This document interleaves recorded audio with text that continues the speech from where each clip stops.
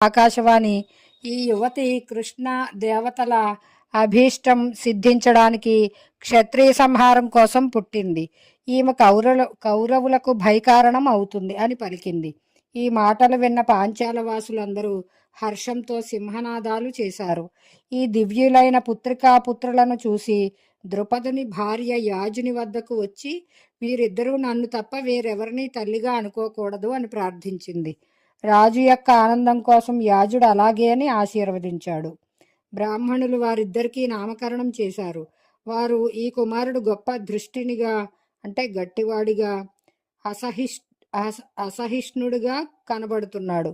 బలరూపధనాలతో కవచ కుండలాల కాంతితో ప్రకాశిస్తున్నాడు. అగ్ని తేజస్సు నుండే పుట్టాడు కనుక ఇతని పేరు దృష్టద్యుమ్నుడు. ఇక ఈ అమ్మాయి నల్లని వర్ణం కలది కనుక కృష్ణ అవుతుంది అన్నారు.